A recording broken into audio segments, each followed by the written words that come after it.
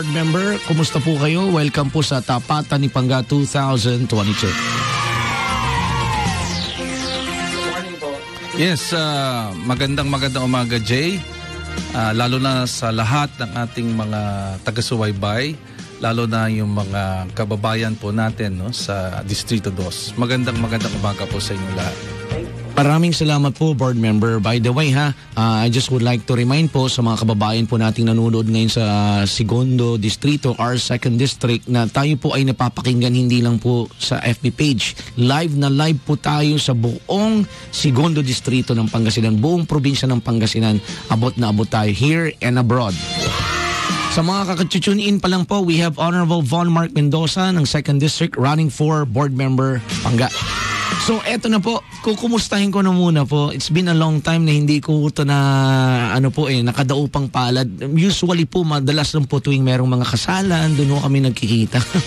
Madalas po kasing kinukuhang ninong ng din pong guest ngayong araw na to. So ang akin pong unang pagbati at pagkumusta, Board Member Von Mark, kumusta po si Von Mark Mendoza?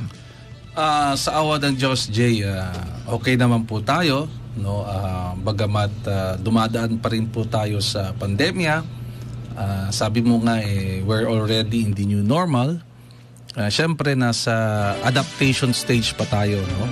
There are times na talagang nakakalimutan kong magsuot ng mask, ano, nakababa na ako ng sasakyan. Yung pala kailangan ko, so I have to go back. So yung mga ganito, kaya lang sabi nga tuloy pa rin ang buhay, Jay. So, hindi kailangan hihinto. Okay. So, salamat po. Hindi pa ho yan yung ating first question para ho sa ating guest, mga kapangga. Board member, each questions, meron pong oras yan. And when you hear this buzzer, we move on to the next question. It doesn't mean na hindi nyo po inubos yung oras ninyo sa ating mga questions, magka-carry over po yan sa susunod na tapat na questions. Simulan na ho natin ang Tapatan ni Pangga 2022. And our first question deserves 1 minute. Isang tapat na tanong. Sino po si Honorable Von Mark Mendoza? Your 1 minute starts now. Well, Jay, ito po yung kaibigang tunay, no? Si Von Mark. Tayo po ay nag-umpisa sa larangan ng serbisyo publiko nung tayo po ay naging SK chairman ng aming barangay sa poblasyon hanggat tayo po ay umupo, no, bilang ex-officio member bilang Pangulo ng SK ng buong Pangasinan at tayo po ay umupo sa Sangguniang Palalawigan hanggat sa tayo po ay sumabak, no, sa pagiging regular na member ng board from 98 up to now. Para sa akin, Jay, ang utang na loob ko palagi, no? Lagi ko itong sinasabi na sa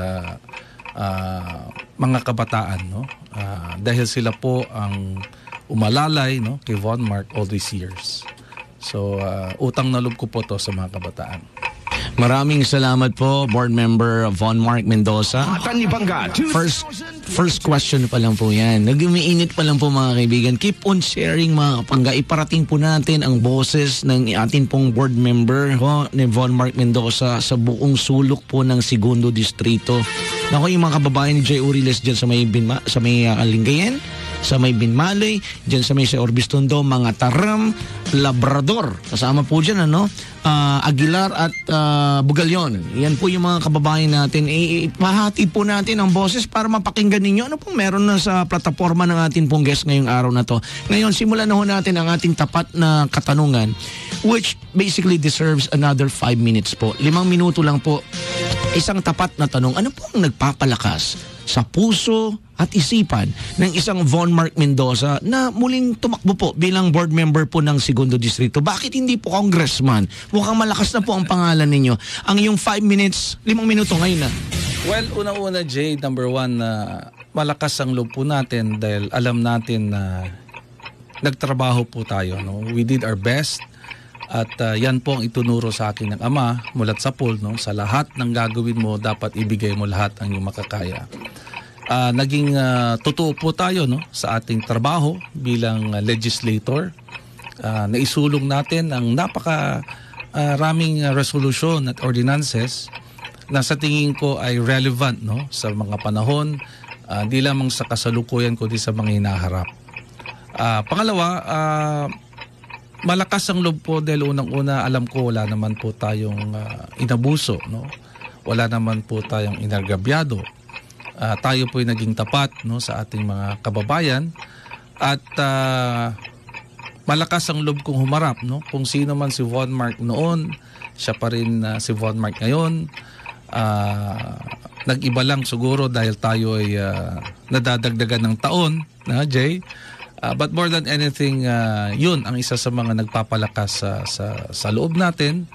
And alam ko na in my own humble and little way, no, I may have contributed, no, to the protection of the environment, no, advocacy natin para sa mga kabataan, sa pagpapaganda ng turismo ng ating lalawigan, no, and all the like, no. Especially itong last pandemic, naging active po tayo sa mga resolutions, no, concerning pandemic related legislations. So yan ang mga ibang bagay na sa tingin ko, sabi ko nga ay siguro hindi naman tayo mahihiyang humarap, no, sa taong bayan pag tayo tinanong ano ba ang nagawa ni Von Mark sa sangguniang palalawigan. You still have 3 minutes, Honorable Von Mark. Do you want to still add more or you may hope to move on? Sa total nasa pandemya pa rin po tayo, no? Tayo po ang principal author, no, ng establishment of a vaccination plan sa ating lalawigan. Early on po yan, Jay, no? Yung kasagsagan ng ating pandemya, nanawagan na tayo kaagad, no, sa national government at ating provincial government na mag-set up na, no, ng isang vaccination plan para in anticipation yon, no, sa pagdating ng ating mga bakuna, no. Pangalawa, isa po tayo sa mga active author, no, na nagpapatawag sa almost every week na question hour, no, na mag-report ang provincial IATF upang weekly, no, na mabigyan ng advice, no, at magkaroon ng impormasyon ng ating mga kababayan ano na ang status, no, ng ating COVID preparation sa ating lalawigan ng Pangasinan, no. Pangatlo, kahit man na tayo nasa pandemya, Jay, naging tutok pa rin tayo sa ating pagprotekta ng kalikasan, no. Remember, isa po tayo bilang principal author, nagtawag po tayo in a question hour sa pag-imbestiga ng isang offshore mining activity, no, sa ating Lingayen Gulf, no. At aking kung diniin na bakit kailangan pa ng isang ganitong aktibidad sa ilalim ng pandemya, no. Dumadaan na tayo sa pandemya, ay gumagawa naman tayo ng isang potensyal ng pandemya na pangkalikasan, no. So isa yan sa ating tinututulan up to now, Jay, no. And we will not rest until na hindi matuloy at hindi mabigyan eventually ng environmental compliance certificate yung naturang kumpanya yan. Okay. 40 seconds to go. You want to move on to the next question po. Next question. Maraming salamat po sa iyong tapat na kasagutan. Tapatan ni Board Member Von Mark Mendoza. Coming to you live pa rin po at the 4th floor, Duki Chongson Building, A.B. Fernandez Avenue, Dagupan City. Nako ha, ang Energy FM po, ulitin ko po, ay napapakinggan here and abroad. So marami po tayong mga nakikinigin. A big heart for Board Member Von Mark Mendoza from Maynard Morales. Good morning, Kuya Jay, at Board Member Von Mark Mendoza from Gladiola, Sorialo, Sabado. God bless po, Kuya Jay. From Nani Jomber Hobe, sabi niya, Sir Jay, BM Von Mark Mendoza is really a humble, soft-spoken politician. I've known him during the time of his very good father, Congressman Chris Mendoza. Ayan. Naku, ang daming heart na minapadala sa iyo. Bless, good morning, Kuya Jay, and my very hardworking Tito Von Mark from Villa Marie Prado, Tuason. Ang ating pong board member ay nais din po nag-open sa ating kanina sa ating no holds barred portion. Meaning lahat po ng mga katanungan ninyo are welcome. 0912-782-5884. Uulitin ko po 0912-782-5884 at 0955-5976-34. Loud and clear po tayo. Diyan ho sa may bayan po ng mga kababayan natin dyan sa may mga taram. Kumusta po kayo? Blessed morning, Kuya Jay, and sa lahat po na nakikinig ngayon. Next, tapat na katanungan deserves 5 minutes. Board member, alam naman po natin ang trabaho ng isang board member para ho yung congressman, para ho yung mga councilors na kayo po ang tagapanday ng mga batas sa probinsya ng Pangasinan. Pero ang mga tao tinatanong kung ano po ang mga plataforma ninyo. Hindi ho natin matatanggal yan. At gustong-gusto nilang malaman ano ang gagawin ng isang board member sa aming simpleng mamamayan ng Segundo Distrito. Tapat na tanong, ano ang plataforma ang nais mong ilatag sa mamamayan ng Segundo Distrito? 5 minuto, ngayon na. Yes, Jay, ito na lang pagiging board member natin. Sinulong natin isang ordinance. And this is somehow related to pandemic. Tayo po ay nag-file ng ordinance establishing the mental health program in the province of Pangasinan. Ako po ay naitulak na i-push itong ganitong legislative measure dahil nakita ko, Jay, na kung talagang meron lamang isang masusing pag-aaral na gagawin, na sa paniniwala ko isa sa mga pinaka natamaan nitong pandemya ay ang mga kabataan. At gusto ko mapalawig yung health services na ating probinsya that will include mental health services sa ating mga kababayan. At present kasi, ang structure ng ating provincial government, meron tayo mga provincial hospital, meron tayo mga district hospitals. Pero kung titingnan mo as far as the menu of health services na binibigay ng ating probinsya, ay wala po dito yung services related to mental health. So, ang objective ng ating ordinance na yan, pag nakapag-establish tayo ng isang mental health program, magtatalaga tayo ng mga mental health workers in every barangay in the province of Pangasinan. Sa tulong yan ng ating mga barangay health workers, mag-undergo ng first aid, training ang ating mga mental health workers sa tulong ng perhaps ng Philippine Mental Health Association or ng DOH or any allied agencies, upang turuan itong mga would-be mental health workers natin kung paano gawin sa ating mga barangay-barangay na mabinggan ng karampatang solusyon yung mga nangangailangan ng mga mental health services. Dahil naniniwala ko, Jay, mental issues has to be discussed openly. Kailangan ng pag-usapan yan. Tapos na yung panahon na kailangan mong itago yan, ikahiya. Ito ay isang sakit na kailangan ng lunas. At dapat umpisan natin yan sa ating pamilya, umpisan natin yan sa mga barangay before it becomes a bigger problem for the province and for the whole country. And mental health, Jay, is almost everything, sabi nga na isang nabasa ko, drug addiction is a form of mental health problem. Premarital sex is more of a mental health problem, yung mga teenage pregnancy, is an effect of mental health kasi ito yung mga dumadaan, itong mga kabataan natin sa depression, sa stress, dahil wala silang outlet, walang intervention na binibigay sa kanila, so they resort to something na para lang maibsan yung panandali ang problema nila. So sa tingin ko, we have to have a concrete program towards this. Second, nabanggit ko na kanina, I've always placed the environment, advocacy on the environment on my legislative agenda. Kaya sabi ko nga, tinututulan ko po, nag-initiate po tayo ng isang questionnaire, every week. pinatawag po natin ang mga different environment agencies, pinatawag po natin yung proponent, no, na nag-apply ng exploration permit, no, sa ating Lingayen Gulf.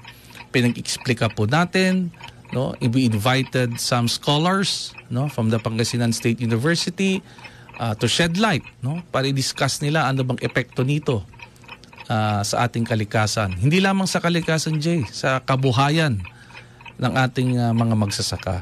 So, ito yung mga iba't ibang plataforma natin, no, gusto nating isulong. Pangatlo, magkaroon tayo ng Magna Carta, no, provincial level sa ating mga senior citizens, no, at Magna Carta para sa ating mga barangay health workers. Maraming salamat po, Board Member Von Mark Mendoza, sa inyong mga katapat na kasagutan. Tapatan ni Pangga 2022. 30 minutes past the hour of 10 o'clock and you are still enjoying Tapatan ni Pangga 2022. Ako, marami pang magbati. Good morning, Kuya Jay and BM Von Mark Mendoza from Rodolfo, Coquia. Three hearts galing kay Sarcy Alejo Morales para kay Board Member Mark Mendoza. Kumusta po? Hi daw po kayo. Hello. Magandang umaga po. Isang kaway daw po sa mga segundo distrito. Yan, Board Member. Ayan. Salamat po. Okay, at again, yung mga questions, may mga pumasok na mga katanungan sa ating mga text line. We will accommodate po ang inyong mga questions through our FB page. Pwede mo ipadala nyo na ngayon. At sa ating text lines, the 0912-782-5884 at ang 0955-597-634. I would like to thank Water Market Calasiao sa iniinom po naming tubig ngayong araw na to ni Board Member. Thank you very much, Sir DJ, sa water.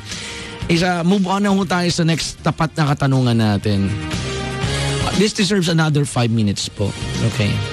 Isang tapat na tanong, ano ang mga bagay na sa tingin mong paghahanda ang dapat gawin natin? Mukhang pagdating sa kalikasan, nandiyan ho ang inyong advokasya. Pagdating po sa oras ng kalamidad, para ho sa segundo distrito. Pagdating po sa trabaho, edukasyon at maging sa krimen. I'll be giving you 5 minutes. Alam niyo po, Board Member, isa sa may nakakatakutan natin ay yung nangyari po, no? At sana'y wag mangyari sa Pangasinan. Ito pong bagyong si Odette, no? Ano po ang plano ng isang Von Mark Mendoza na Board Member po ng Segundo Distrito? Well, una-una, nabanggit ko yung sa pagtutol natin sa offshore mining. Because number one, Jay, kung hindi natin tatayuan yan, at tututulan, we will be creating an environmental tragedy, no? Parang environmental tragedy in the making yan, no? Just imagine, uhukay sila ng almost 1.225 million metric tons a year, no? Sa ating karagatan, no? Sa ating Lingayen Gulf, mula Sual hanggang San Fabian. Imagine mo kung ano ang environmental impact niyan, no, sa lahat ng mga offshore na communities along the line. So isa yan sa preparasyon, no? Polisiya pa lang, kontrahin na natin, no? Let's make our policy known para hindi na yan magpatuloy. Second, nabanggit nyo sa trabaho, isa rin yan, effect din yan is pag hinayaan natin yung offshore mining na yan, affected ang kabuhay ng ating mga magulang na mangingisda. No? Saan sila mangingisda habang nagdi-drill sila sa dagat? No? It will deprive itong mga fisheries sector natin, no, sa kanilang pang-araw-araw na kabuhayan. No, isa 'yan, ang isa sa mga multiple effects ng ating pagtutol sa offshore mining sa ating lalawigan. Now, sa trabaho, well, tama, maganda po 'yan na tanong, no? In fact, 'yan isa sa mga tinututukan ng Team Aguila, no, ng lalawigan sa ilalim ni Governor Monmon Dico at ni Vice Governor Mark Lambino. Dahil ang Aguila, isa sa mga platform namin ay magtayo ng maraming trabaho sa lalawigan. Paano natin gagawin 'yan? Number one, magtatayo po tayo ng mga economic zones, no, sa ating lalawigan. At ako po'y natutuwa na sa ating segundo distrito ay 2 po ang potential na economic zones na pwedeng ipatayo. Sa Lingayen, meron po tayong almost 200 hectares dyan, Jay, alam mo yan, na natenga for so long. no, na walang napakinabangan ang ating mga lalawigan dyan. Pero kung makita mo, mabinggan ng pagkakataon, matayuan niya ng isang maganda, malinis na infrastruktura na magbibigay ng maraming trabaho, I believe, isa yan that can generate 1,000 or more jobs. Second, dyan po, sa boundary ng Mangatarem at Aguilar. Sa tulong po ni Bayambang Mayor Cesar Kiambao, no, meron po siyang bamboo plantation dyan. No? Nabinggan po siya ng 10,000 hectares na bamboo plantation. At aming pong gagawin, pag-upo ni Governor Gico, pag-upo ni Congressman Mark Cojanco, mag-uusap-usap po ang Team Aguila, no? At magse-set up po tayo ng economic zone dyan. At bibigyan ng bawat farmer family, ng farmer heads of families, ng 1 ektarya na tatamnan niya ng bamboo. At lahat ng bamboo na tutubo doon ay kita po ng farmer. Babayaran at bibilin po sa kanya.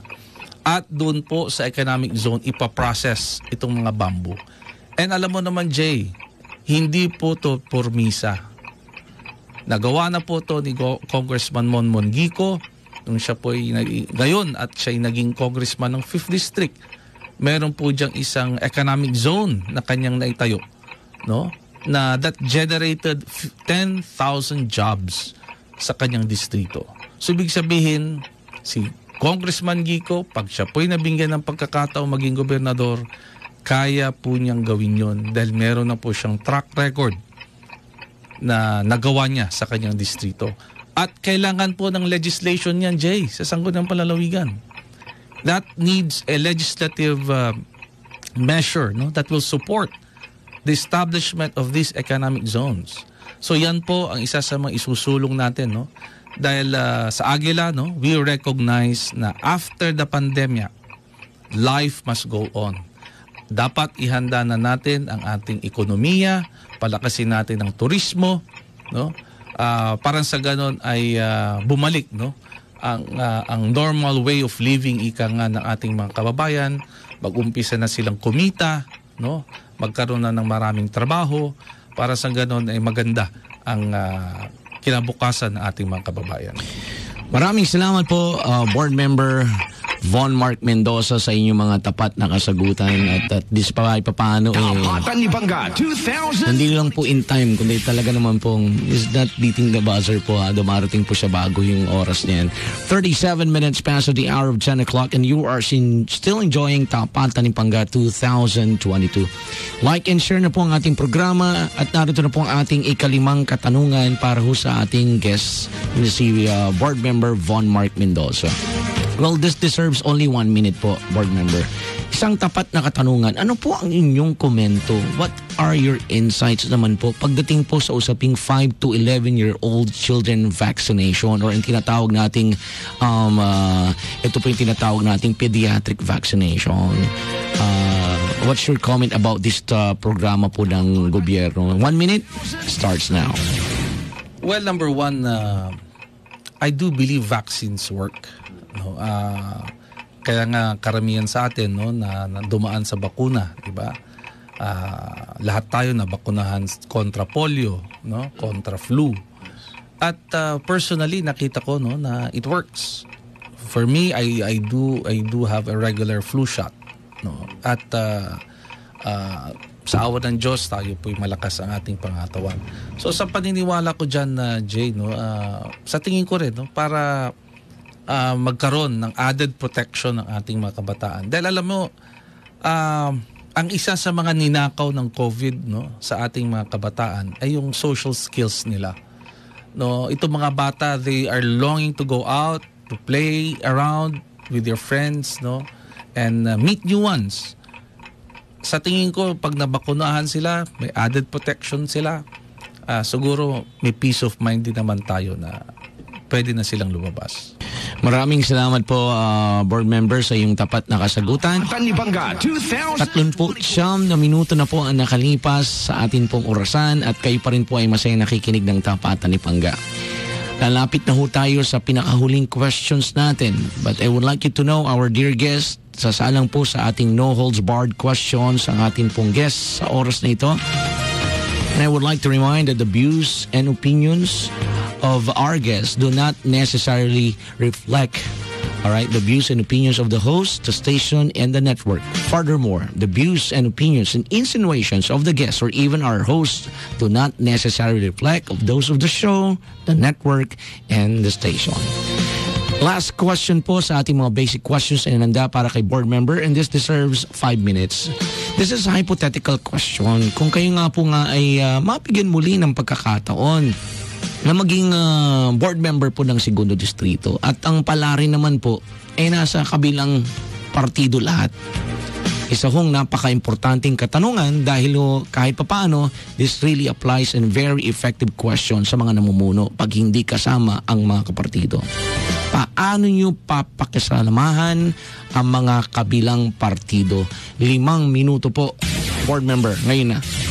Well, number one, Jay, let the record speak for itself. Ako po ngayon ay minority floor leader ng Sangguniang Panlalawigan. 5 lang po kaming board members. Ako, board member Riby Villegas, board member Donna Fontalera ng 1st District, and board member VC Ventanilla, no, ng 3rd District, and the Vice Governor. Pero kung let the record speak for itself, Jay, we took it upon ourselves as a minority, no, to extend our hand of critical collaboration, no, to the present administration. And we've made that very, very clear from the very start.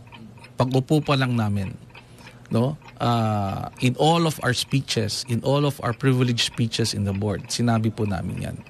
And true to our word, Jay, no, hindi po kami naging stumbling block. Hindi po kami tumatayo para lang, magkaroon ng kritisismo, no? In fact, no, kami po ay tumutulong sa isang mas malawak at matalinong pag-uusap, no, sa lahat ng mga measures, no, na sa tingin namin ay karapat-dapat, no, at makakatulong sa ating lalawigan. So, sa akin, Jay, in all of my years and experiences in the board, I was never a soloista, no? Team player po tayo. Hindi naman po tayo deal breaker, no? Alam natin na kung paano maging partner, no, kung kailangan nilang ating tulong. So sabi ko nga again, let the record speak for itself, no. At I've been a minority floor leader been in the minority at least, no, in out of the 5 governors that I've had, siguro majority doon lagi ako nasa minority, Jay. So wala naman po tayong tinuligsa o pinuna o siniraan na kasalukuyan na gobernador ng tayo yung nakaupo. Maraming salamat po, Board Member Von Mark Mendoza, sa inyong mga matapat na mga kasagutan sa atin po mga inahandang mga basic questions. So, it's 10:43 ng umaga, Segundo Distrito. Ito na po yung no holds barred questions natin. Pwede na po natin ipadala yung mga katanungan ninyo. Ano po mga numero? Okay, 0912-782-5884 at 0955-597-634. May mga pumasok na rin po mga katanungan. Our staff from Energy FM are, getting all of these questions, and later on will be dished out. Okay, next question. First, wala na po kayong time limit dito, board member, ha? Wala na po. Tapos na po yung mga time limits natin. Po, ito ay one of the, highlights of today's, Tapatan ng Pangga. Board member from Texter 1865. Ilan po kayong tumatakbo po sa Segundo Distrito ng Pangasinan bilang board member? Bukal po. At ano po, 2 question kagad to. Ano po ang pagkakaiba ninyo? Ano ang may pagmamalaki namin para ho kay Von Mark Mendoza? Well, 6 ang base sa COMELEC. 6 po kami ang nag-file na tumatakbo ng board member. Hindi naman sa pag-angat, no, ng ating bangko. Ayokong sabihin na tayo naiiba.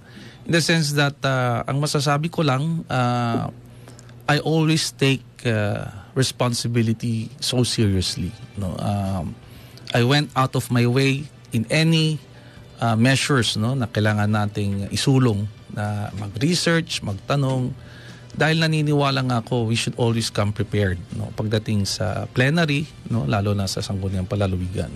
Dahil we should always bear in mind that the Sangguniang Palalawigan is the highest policy making body of the province. So dapat ang papuntahin nyo dyan, no, na ating representante ay yung sa tingin nyo ay kaya niyang dalhin, no, yung boses, pangangailangan ng ating mga lalawigan, at doon niya ipaglalaban, no, sa four corners ng Sangguniang Palalawigan. Dahil number one, sabi ko nga, since it is the highest policy making, importante po, no, na dapat ma-cover natin lahat ng mga issues na sa tingin natin ay hinihingi, no? Di lamang ng pagkakataon, kundi hinihingi ng ating mga kababayan. Alright, Texter 2463. Ako po ay taga Bugalyon, Pangasinan. Naging matunog po ang pangalan na Von Mark nung panahon po at kasagsagan po ng pandemya, lalong-lalo po sa usaping PMVIC. Ano po ang naging stand po ninyo magpahanggang ngayon, board member? Ay tutol po tayo dyan, no? Dyan sa PMVIC na yan. Dahil sabi ko, hindi natin kailangan ng karagdagang pahirap sa ating mga mamamayan, no? Kahit na sabihin na natin na alert level 1 na tayo, dapa pa rin ang mga kababayan natin. Dapat pagtuunan natin yung kung paano tayo babangon, no? Paano, let's come up with creative measures, no, in order for us to produce jobs, buhayin uli natin ang turismo para magkaroon ng maraming revenue at kita ang ating mga kababayan. Suportahan natin, no, ang mga small and medium enterprises, no. Yung PMVIC na yan, isang tabi na muna yan. Hindi yan nakakatulong sa ating mga kababayan. Alright, 10:47 umaga.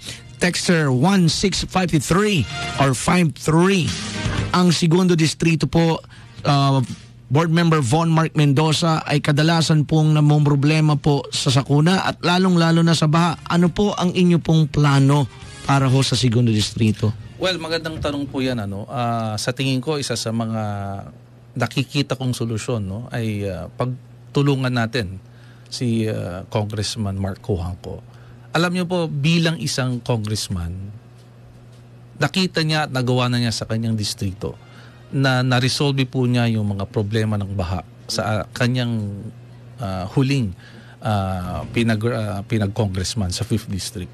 So sa aming pag-usap, nakita ko, no, yung scientific approach niya, scientific but practical approach, na sa tingin ko walang pinagkaiba yan kung ating i-implement sa ating 2nd District. Tama po siya. And I concur with his with that philosophy. So what do I mean? Ang solusyon is maglagay tayo. Unang solusyon is maglagay tayo ng mga lideres that supports that very policy, no, na meron silang idea kung paano talagang masawata yung baha na yan. Secondly, siguro palagi nating sinasabi rin, no, paano maiwasan ng baha is tayo mismo. Let's start with ourselves. Let's continue to love and protect our environment, no? Huwag tayo magtapon ng basura kung saan-saan. Magtanim po tayo ng halaman every day. And number 3, protect nating environment. No, kung sa tingin natin inaabuso ng ilang mga opisyal o mga negosyante, dapat manindigan tayo, no? Huwag tayong magbingi-bingihan, huwag tayong magbulag-bulagan. Number 1, mayaman po ang ating distrito sa natural resources, Jay. 2nd District is one of the blessed district. Number 1, meron tayong karagatan, meron tayong kabundukan, meron tayong kapatagan. Just imagine, enhance lang natin yan, i-protect natin lang yan, i-develop natin yan. Sa tingin ko, no, magbibigay ito ng maraming pagbabago sa kabuhayan ng ating mga kadistrito. Texter 4817. Board member, ang subsidiya po sa fuel pagdating po sa mga drivers, tricycle drivers, jeepney drivers, paano nyo naman po kami bibigyan po ng pansing mga mangingisda na wala po halos kaming matanggap ng mga subsidiya pagdating po sa oil? Well, una-una, maganda po yan, no? At isa yan sa mga isusulong din po natin. No? Sabi ko nga, sa pagbangon natin, no, ang focus dapat natin is economic recovery. At sa tingin ko, isa yan sa mga dapat na tuunan ng pansin, no? Yung sektor ng mangisda. Dahil sabi ko nga, kasama kayo eh.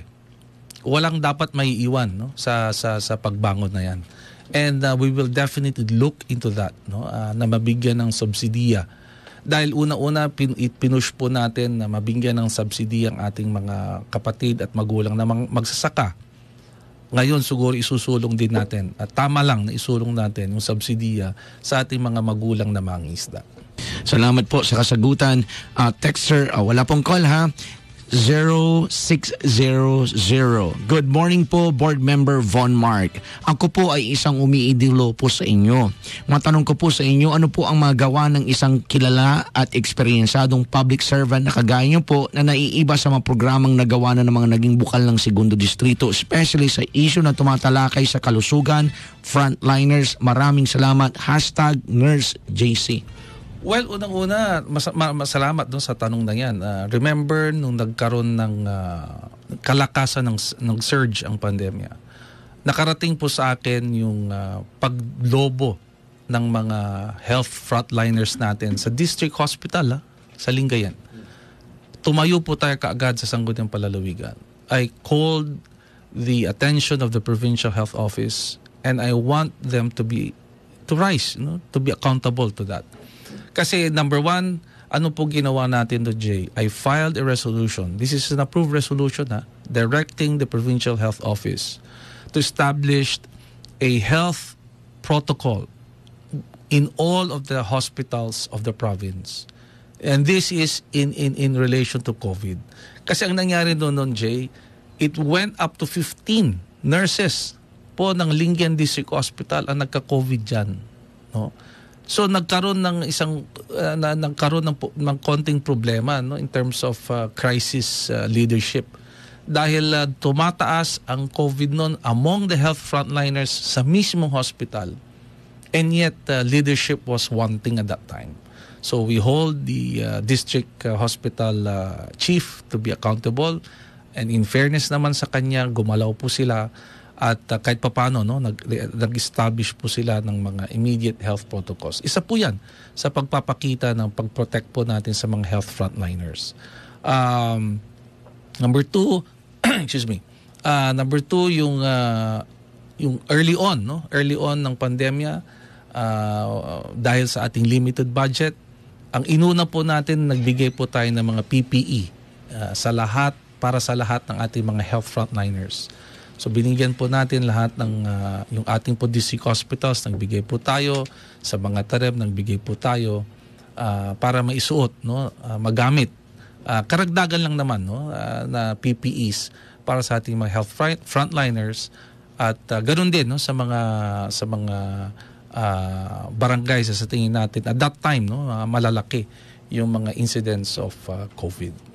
Okay, from our fan page naman po, allow me to dish out again from Manny Malio. Bakit ikaw ang dapat na iboto ko bilang board member ng Segundo Distrito? Well, salamat Manny sa tanong nang yan. Una, sa tingin ko tayo po ay, sabi ko nga kanina, nanindigan po tayo, no, sa ating responsibilidad bilang board member. Bilang isang mambabatas, sa tingin ko, sa abot ng aking makakaya, tayo po ay naging responsive, no, at sensitive, no, sa ating mga panawagan ng mga tao. Masaya akong nakikinig, no, sa mga hinaing, and I immediately try, no, to look into ways and means kung paano natin ma-actionan itong mga problemang ito. So sa tingin ko yung tulungan niyo po ako, dahil sa tingin ko, number one, nandiyan dyan yung puso po natin, no, na manilbihan, no, at for all these years na tayo nasa Sangguniang Palaluigan, we stood, no, and rise up to every occasion. Be it adverse, mag-isa man lang tayo, kasama tayo sa majority, tumatayo po si Von Mark sa lahat ng panahon. Texter 9466, it is my first time to hear na isa pong board member ang magsasabi when it comes sa problem ng anxiety. Maraming salamat po, board member Von Mark Mendoza.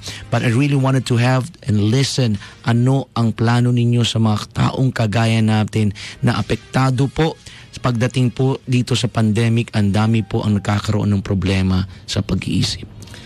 Yes, actually yun ang pilit at pipilitin ko pong isusulong yan, no? Dahil sabi ko nga, kailangan natin, no, ng isang mental health program sa ating lalawigan.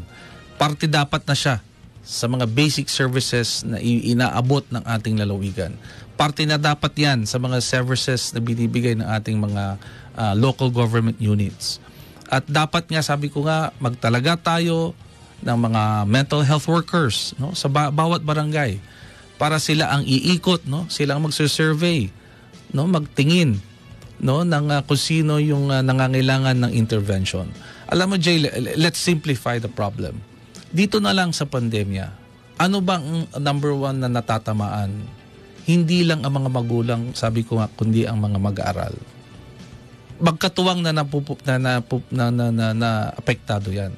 Dahil biro mo yung magulang, dahil nga napilitang maging home, no, as homeschool yung mga bata. Just imagine, kailangan nilang bumili ng mga gadgets, no? Alam naman natin hindi naman mura mga gadgets. Paano kung yung mga magulang ay salat, no, sa kanilang kakayahan? Imagine yung epekto na lang, yung stress ng magulang. Paano kaya itong anak ko maiiwan, no, sa laylayan ng kanilang mga klase? Tapos pagdating naman ng mga bata rin, no, siyempre sa alam niya na walang kapasidad ang kanyang mga magulang, ano nang iisipin ng bata? Ano ba yan? Ano bang gagawin ko? Mag-aaral pa ba kaya ako? No? So mag-iisip na yan ng kung ano-ano. Pero kung meron tayong mga mental health workers na mag-ikot, alam mo itong mga kabataan na to, kailangan lang nila ng mapagsasabihan. Mailabas lang nila yung kanilang saloobin, no, sa isang tao na merong kapasidad na mag-diagnose, no. Sa tingin ko, Jay, yung first aid na yon, mas maiiwasan natin yung mas malaking problema. Yun kasi ang medyo wala na struktura sa ating barangay, probinsya, distrito.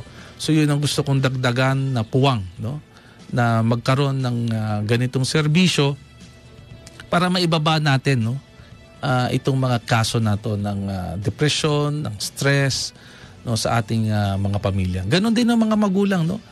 Siyempre yung mga yan, hindi naman nila maikwento yan sa kapitbahay nila dahil nahihiya sila. So true. Di ba? Mm-mm. So iipunin na nila yan. They keep it to themselves hanggang what? Hanggang Stress. bumigat. Anong gagawin nila? Magbibigti na sila. Di ba? Magdanakaw na sila and everything.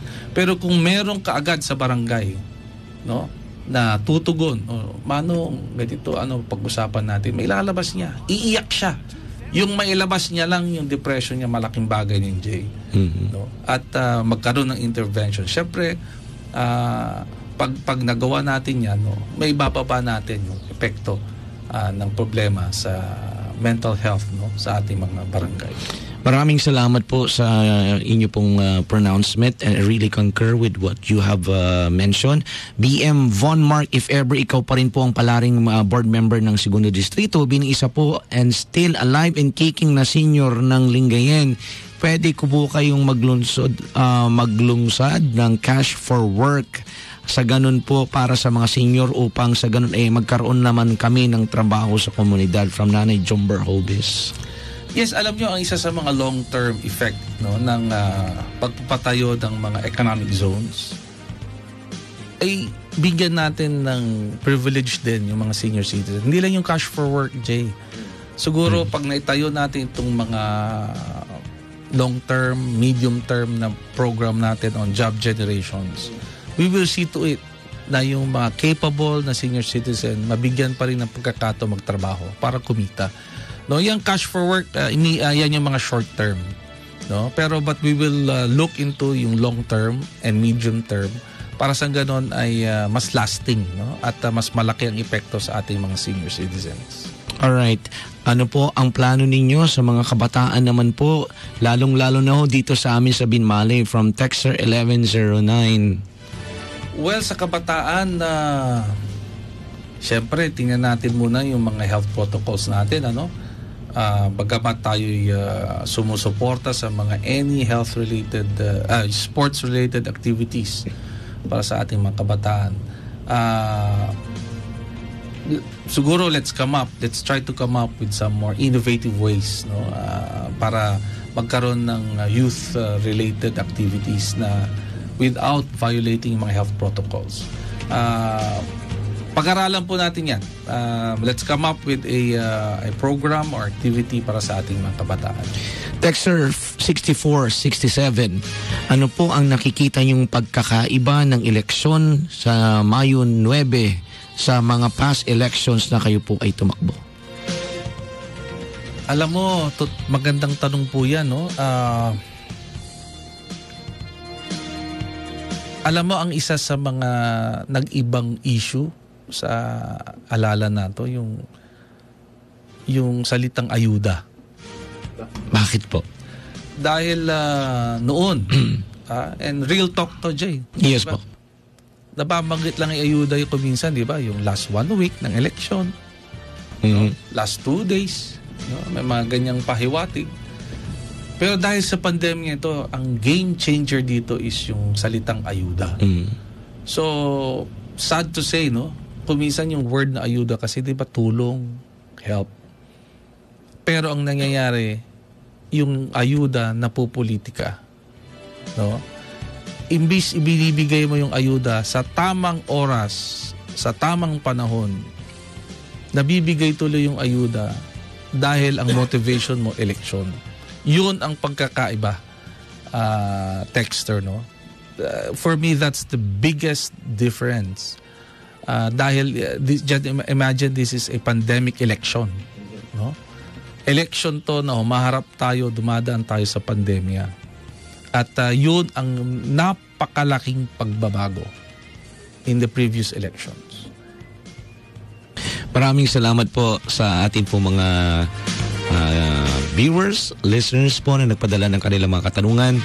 And as much as we wanted to accommodate all your questions, mga kaibigan, we're running out of time, but we're giving the chance sa atin pong guest ngayon, ang atin pong board member Von Mark Mendoza, to reach out sa mga kaibigan natin, mga kapangga natin sa Segundo Distrito. Board member, nakikinig po ang buong Segundo Distrito, ang inyo pong words sa kanila po.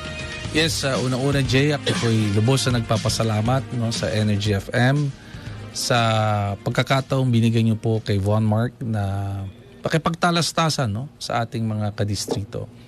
Ako po'y nananawagan, no, sa ating mga kababayan at kadistrito, no, sana ay bigyan natin ng pagkakataon ang inyong lingkod na maging kaantabayad po niyo, no, sa lalo na itong sa pagbangon ng ating lalawigan at sa ating bansa.